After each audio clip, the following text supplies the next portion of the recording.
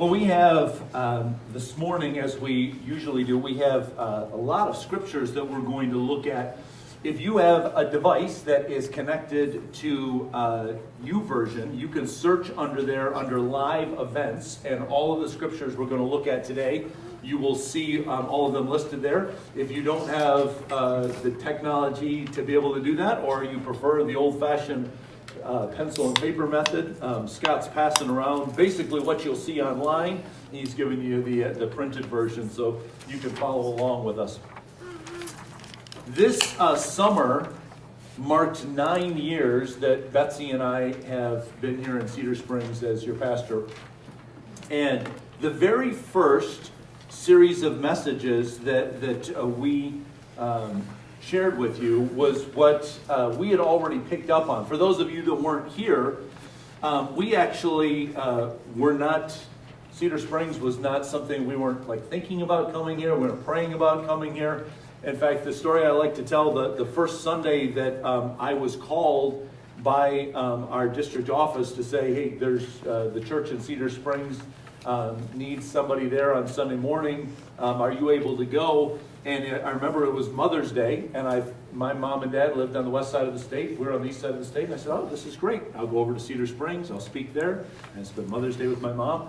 And I remember telling my family when we pulled into the parking lot, I parked the car, and I turned around and looked at everybody, and I said, everybody just relax, enjoy yourself today. I'm not coming to pastor this church. They're not checking me out. We're not checking them out. I'm just here to just speak today. Right? Famous last words. And over the next couple of months, we came back a couple of times to fill in. And I remember that Sunday as well, standing there during the time that the worship team was leading us in worship. Betsy leaned over to me and kind of tugged on my sleeve, and she whispered in my ear, she goes, why can't we come here? I said, I don't know. But this just apparently isn't in the offing for us. But here we are. And so something that we discovered about this church just in the lead up to where this congregation wasn't thinking about us coming as pastor, we weren't thinking about coming, but we picked up on something in this church that just really rung a chord with us. And I tell people all the time, and I truly mean it, even if I didn't pastor this church, this is still the church that I would come to. This is the group of people that I enjoy spending time with, and I love this community. I love this body of people here and their involvement in Cedar Springs. But my very first series of messages after we got here was entitled, what you see on the screen here, I Heart My Church. And where this came from was this idea that when you look around, you'll see people advertise all the time things that they enjoy, right? So you'll see on the back of a car, there'll be a bumper sticker on there. It might be for a band that they like, or a place that they visited, the kind of dog that they have, or the school where their child is on the honor roll. You see those kind of things. You'll see people wearing their sports colors. Go Blue. And advertising, promoting which team that they support. My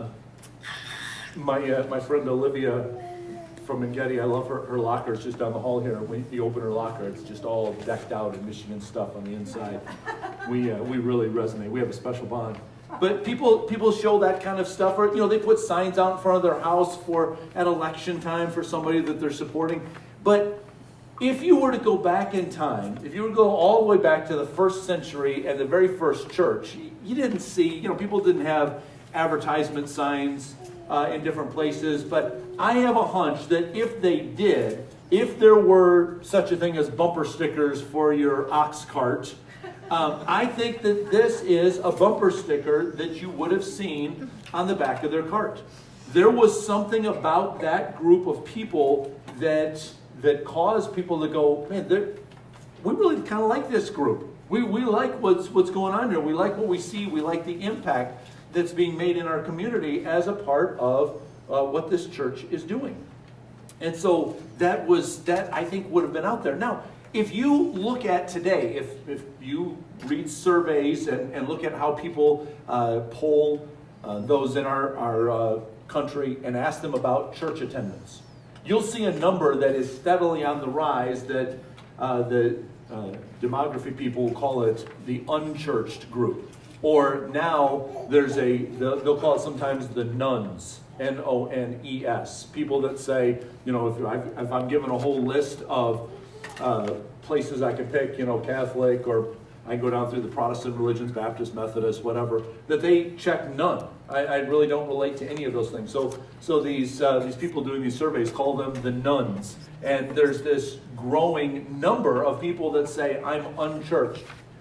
My personal experience, I certainly haven't talked to the millions of people that they talk to, but my personal experience with the people that I've talked to, I haven't so much found that people are unchurched as I have found that they are de-churched.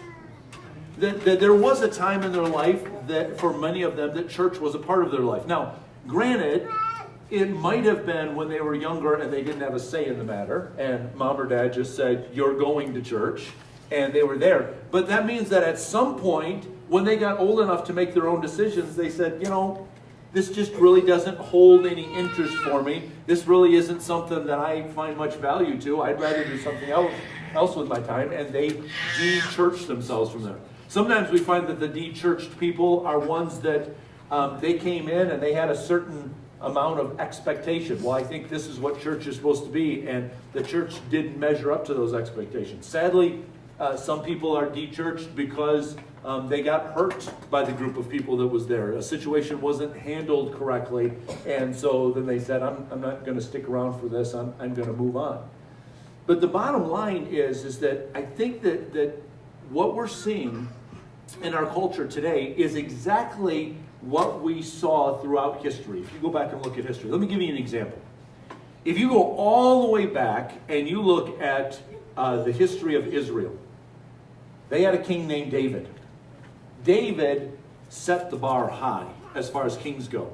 In fact, he set the bar so high that he became the standard by which every other king was judged. So when you start going through history and you look, every king that's listed after David, there will be one of two phrases there. It'll be either this king followed the Lord just like David did, or this king departed from the Lord, the exact opposite of what David did. He became the standard. Now, when we come to the New Testament, when the church is birthed on that day of Pentecost, and 3,000 people join the 120 that have been praying, and so all of a sudden you've gone from a small group to a major movement. They set the standard. And from that point on, I think that people's connection to a church or their disconnection from a church is directly related to that standard of how much does this church model the standard that was set by the very first church. Now, this first church had a great reputation in their community.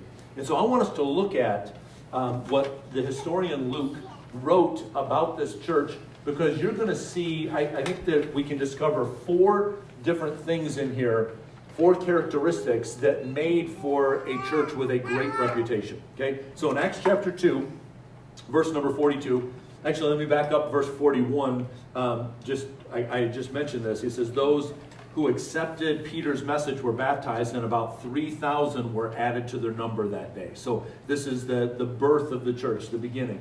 Now what Luke gives us in the next 6 verses is just kind of an overview of how daily life happened in the church, how people responded. They devoted themselves to the apostles' teaching and to the fellowship, to the breaking of bread and to prayer. Everyone was filled with awe, and many wonders and miraculous signs were done by the apostles. All the believers were together and had everything in common. Selling their possessions and goods, they gave to anyone as he had need. Every day, they continued to meet together in the temple courts. They broke bread in their homes and ate together with glad and sincere hearts, praising God and enjoying the favor of all the people. And the Lord added to their number daily those who were being saved. In Acts chapter 4, Luke gives us another little snapshot, and you'll hear, this is the reason why I said that kind of looks like the overview of the church, because now several events have taken place. And in chapter 4, verse 32, it's kind of sounds, the wording sounds very similar to what we just read in chapter 2. All the believers were one in heart and mind. No one claimed that any of his possessions was his own, but they shared everything they had. With great power, the apostles continued to testify to the resurrection of the Lord Jesus, and much grace was upon them all. There was no needy persons among them, for from time to time those who owned lands or houses sold them, brought the money from the sales, and put it at the apostles' feet, and it was distributed to anyone as he had need.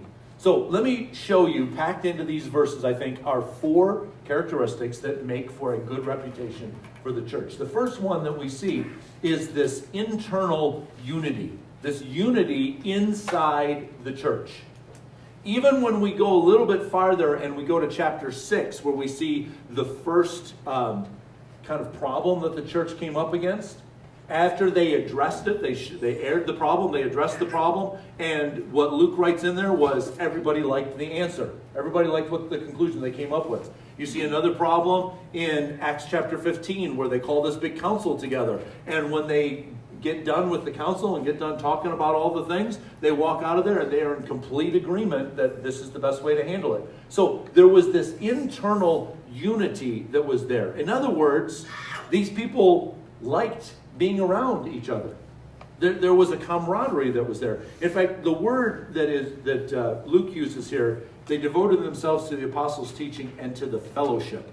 That word fellowship, the Greek word koinonia, means making an investment in somebody's life, not just having a surface relationship with them. My friend Chuck and I have this little it's our own comedy routine that just amuses Chuck and myself, because nobody else is usually listening in.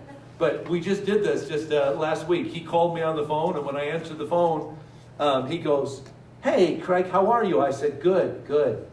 And you?" He says, "Good, good. How's Betsy?" And I said, "Good, good. How's Michelle?" "Good." "How are things going in Colorado Springs?" "Good, good." "How about Cedar Springs?" "Good, good." That's the only answer we give to anything, is everything's good, right? You probably have relationships with people like that, right? When they walk by you and they go, "How you doing?" They're not really waiting to hear the answer, okay? Because if you tell them anything other than good, they're probably not equipped to handle that, and they'll just be like, "Oh, sorry, let me just keep on going." Okay? That's not what koinonia means. Koinonia means, I really want to know how you're doing. Or actually, koinonia goes a little bit farther than that. I don't come over and ask somebody how it's going. I come over to them and I say, "Something's going on, I can tell, because you're not acting yourself. I've been around you enough, I've been invested in you enough to know that there's something that's bothering you. What is it? I want to be able to help. I want to be able to pray with you. I want to be able to love you and support you through this." That's what koinonia is. Koinonia is not just the casual, surfacey relationship. It's getting deep with people. It's getting involved in their lives. It's knowing them and letting them know you. It's how we were designed. At the very beginning, when Adam was created and he's in this paradise, it's a paradise. That's what God created. It's absolute perfection. And yet God says to Adam right off the bat, it's not good for you to be alone. You need to be connected with somebody. Your heart needs to beat with somebody else's heart. That's how we were designed. And so this church, there's this unity that's there. There's this, they like being around. I mean, when you start reading through here, you see they're together in fellowship, and then you'll see words like all of them were together. You know, they didn't have these little cliques. Every day they continued to meet together. They broke bread in their homes and they ate together.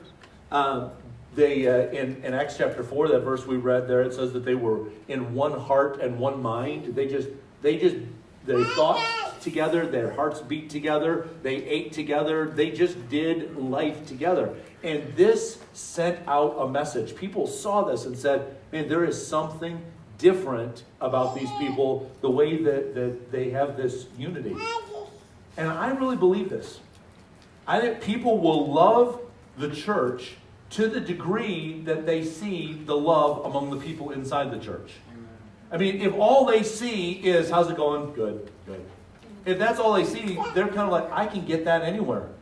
I get that every day at work. I get that every day in my own home. I get that every day walking down the street. I don't need to take time out of my schedule to go get more, how you doing, good, and just surface thing. But if I see people that truly love each other, that's worth me stepping into. That's where I there's going to be an investment that's made in my life as well as I can make an investment in somebody else's life. But not only the internal unity, but also the sincerity with which they worshiped. In other words, if I could sum it up this way, church for the first church was not a once a week thing. It says on here that every day they continued to get together. This wasn't like they said, oh, it's the Sabbath, or in our case, it's Sunday. You know, we need to go. That's my thing that I need to check the box for this week that I was there. This wasn't a have to. This was a get to or a love to. I really enjoy being around these people there, and I enjoy doing all of the things. You know, we read in here about not only are they eating together, but they're selling things that they have. They're saying, hey, here's somebody that's in need. I got this over here. I don't really use this thing anymore. I mean, this is just, it's kind of sitting over here collecting dust. I'm going to sell it, and I'm going to use that money, and I'm going to help somebody out here. I'm glad that I get an opportunity to be able to do this. Not like, oh, man, I have to do this. Okay? Somebody's holding a gun to my head, or I feel like if I don't check those boxes off, you know, that God's looking at me with his arms crossed and going, no, you messed up. You didn't get all the boxes crossed. That's that have to thing. But they have this get to or this love to. Hey, you have a need? I can help you. Hey, you want to get together today? Sure, why not? Why do we have to wait until Sunday to get together? Why? And we don't even have to go to the temple. Now, notice that some of it was in the temple. It says that sometimes they went to the temple, but sometimes they were eating together in one another's homes. In other words, they took Jesus seriously when he said, if there's even two of you gathered together, that's where I am. That's where church is happening. And so they said, we don't have to wait until Sunday and go to a certain place. We just say, hey, there's you and me. Let's sit down and have a cup of coffee, and church is happening. God is right here in our midst. They were sincere about it. They looked forward to doing these things. They looked for opportunities to do these things. They weren't saying, well, check it off. Got to do it. Got to get it done. The third thing that we see on this, it says, everyone was filled with awe, and many wonders and miraculous signs were done by the apostles. There was a supernatural element about this church. There was something happening in this group of people that just people weren't seeing anywhere else. In fact, as you go on through the rest of the book of Acts, you'll see some people that are they recognize something has happened, and they're pulling out their wallets, and they're like, hey, can I pay you to teach me how to do that? And they recognize there's something going on that we're just not seeing anywhere else. And so it was these signs and wonders that were being done. Now, I want you to notice something, though, that's interesting here. Okay? This is what I would expect if the church is getting together. Okay, they're fellowshipping. There's this unity, there's this sincerity in their worship. And so because of that, because they're all together, one heart, one mind, they're worshiping together, they're praying for things, and miracles are happening, and then everyone around goes, oh. And they're standing there in awe. But did you notice that that's not what Luke says? Look at the wording in those two verses. This is what I expected. This is what I would think would happen. But this is not what Luke said. What Luke said is that they were in fellowship with one another. There was awe among the people, and then miracles and signs were done. You see, the signs, the miracles, God never does those to attract attention.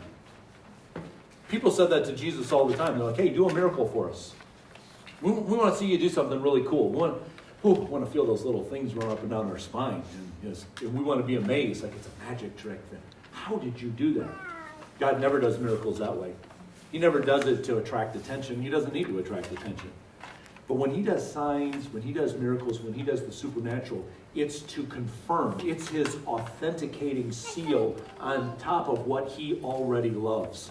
What he already was loving is people getting together, and they had this unity of heart. They had this sincerity in their worship They loved being together. They loved worshiping Him. They loved helping other people. And so God says, now I'm going to put my stamp of approval on that. I'm going to show that this kind of thing doesn't come about just because somebody's manipulating it. They're trying to make it work. They had some kind of focus group and decided that this was the best way.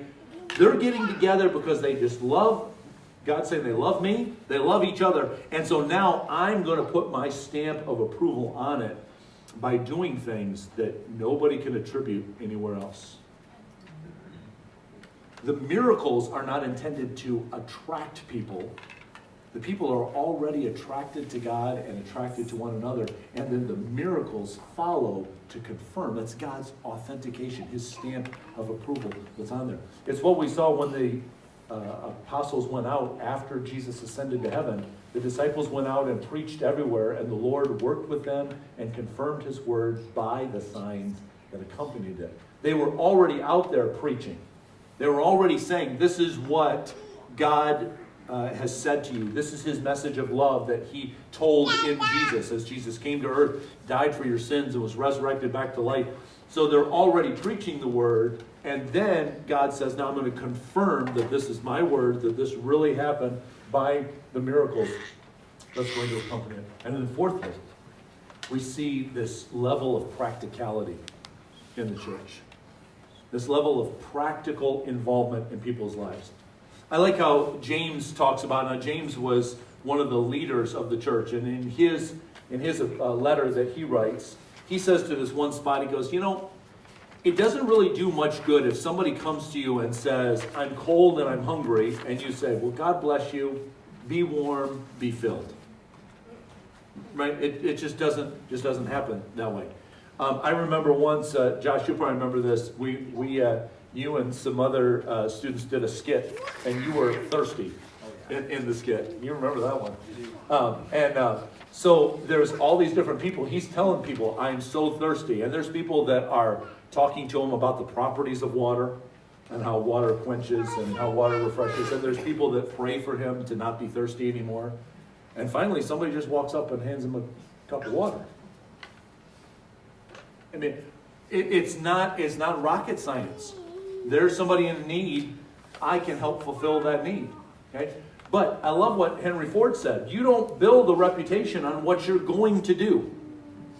The church didn't build a reputation on saying, someday, boy, you're going to hear some great things from us. We're going to be doing some amazing things in this community. Just wait. Once we get our church building built, and we hire a pastor, and we hire some staff, and we have a choir, and we'll open a food pantry, and once we have all that stuff going, man, we're really going to make a difference in this community. They just started right from the beginning. They're going, oh, somebody in need. They're hungry. Hey, why don't you come over and have dinner? We can help with this. I got some land over here. I'm not using it for anything. It's just sitting there. I can sell it, and here, take the money. You guys know where the needs are. You can take care of this. You can handle these needs. There was this practical application of just meeting the people's needs. And this is what is so close to God's heart. Jesus tells this in Matthew 25. He says that at the end of time, there's going to be people that are going to come and stand before God. And God's going to say this to them. The king will say to those on his right, come, you who are blessed by my Father. Take your inheritance, the kingdom prepared for you since the creation of the world. For I was hungry, and you gave me something to eat. I was thirsty, you gave me something to drink. I was a stranger, you invited me in. I needed clothes, you clothed me. I was sick, you looked after me. I was in prison, you came to visit me. Then the righteous will answer, Lord, when did we ever see you hungry and feed you, or thirsty and give you something to drink? When did we see you a stranger and invite you in, or needing clothes and clothe you? When did we see you sick or in prison and go visit you? And the king will reply, I tell you the truth, whatever you did for one of the least of these of my brothers of mine, you did for me. Every time that you give food to somebody who's hungry, you're giving it to Jesus. Every time you visit somebody who's lonely, you're doing it for Jesus.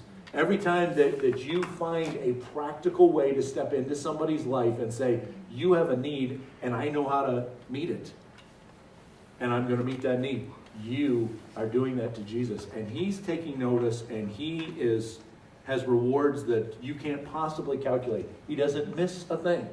But not only that, but you're also bringing glory to him here on earth, because people are seeing a church that they say, that's something I want to be a part of.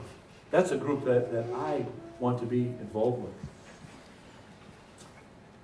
We show people God's love by loving people in just practical ways. You don't have to start a major feeding program. Again, not that there's anything wrong with that. There's absolutely nothing wrong with that. You don't have to wait to get something organized and say, well, this is, my church will organize this and we'll have some administration and we'll get this up. You don't have to do that. You can just say, hey, here's my next door neighbor. They've been going through a difficult time. Would you like to come over and have dinner? I heard about this thing that was going on. I'm just going to leave you a note. Let you know I'm thinking about you. I'm praying for you. I'm here if you need anything from me. Just those practical, everyday ways that you see people in need and you say, I know how to fulfill that need. I know how to do that. And when this first church operated this way, people said all over the place, I love that church. I love that church. I see a sincerity about them. I see a unity about them. I see God's supernatural stamp of approval on it. And I see these practical ways that they are just continuing to give. The church had such an abundance mentality. They never thought that they would run out. They'd never run out of time. They'd never run out of treasure or supplies that they have. They'd never run low. There wasn't like, well, maybe I could sell this land and I'll put some of it in the bank now and try to earn some interest on it. They never had that. We almost see this reckless generosity with them. Like, here, have it. Take it. Give it. That phrase where it says they're laying the money at the apostles' feet, that's kind of a figure of speech to say, my hands are off of it. You do with it, dude. You see the needs. You know what's going on better than I do, so there it is. They just continue to give. They continue to give because they recognize there's no limit in what God can pour into their life. And so they weren't trying to be just reservoirs of the blessings. They were trying to be conduits of the blessing. God's just pouring this love into us and this sincerity that we have for each other. We'll just let it pour out. Just let it pour out. We're just going to pass through what God has given to us. And so if people are going to say, I love that church, you have to have a reputation as a lovable church. They're not going to say, I love a church that's kind of, well, I don't know, standoffish and they just kind of do their own thing. And they're not going to pay attention to that. But when they see a church that has this unity and this sincerity and this practicality and God's stamp of approval on it, they're going to say, I want to be a part of that. And I believe that we can do that. I think that you don't have to advertise. We talked earlier about signs. You don't have to put the sign out in front of your house. You don't have to wear it on your t-shirt. But you can live your life in a way that people go, yeah, I want to be a part of what they're a part of. So I want to give you 3 questions to wrap up that I want you to think about. And we've got these in the back. If you are not writing them down somewhere, you don't have one of those pieces of paper, just so that you can, just these 3 questions on a little sheet of paper you can take with you. But these are questions for all of us, I think. Am I enjoying fellowship with my brothers and sisters? Not do I have to do it, but do I enjoy doing it? Is it true koinonia? Am I opening up my heart to them? And am I feeling like I can invest in people and people are investing in me? Am I enjoying that fellowship? The second question is, do I have a want-to attitude about worship? If I think, well, there goes the offering basket, I got to put something in there. Or it's Sunday, I have to go to church. Or, it feels like I have to read my Bible today. Is it that kind of an attitude? Or is it like, oh, good, I get to do this. I get to give. I get to read. I get to worship. Do I get to invest in somebody's life? And the final question is, am I serving people around me like I was serving Jesus? When I see somebody in need, do I recognize that the way that I serve them, Jesus would be saying, if you're doing it for them, you're doing it for me. I love how Eugene Peterson in the Message, that last verse in verse number 40 in Matthew 25, he says, when you looked for the people that were overlooked, you were doing that for me. When we go out of our way to find those people that other people overlook them, they just don't pay attention, but we do pay attention, and we love them in practical ways, people are going to say, I think that we can turn de-churched people back into re-churched people when they say, I love that church. That's a church that I want to be a part of. Why don't you bow your heads with me this morning? I'd like to just wrap up in a word of prayer for us.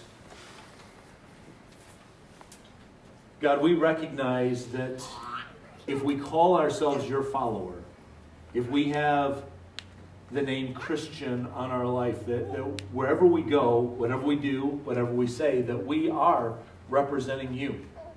That the way that we conduct ourselves, we're either attracting people towards a relationship with you, or we're nudging people away from you. So God, I pray that this week that you would help us to remember these things that made this first church so lovable, gave them such a lovable reputation, and help each and every one of us to see opportunities where we can express that same love in the places where you put us.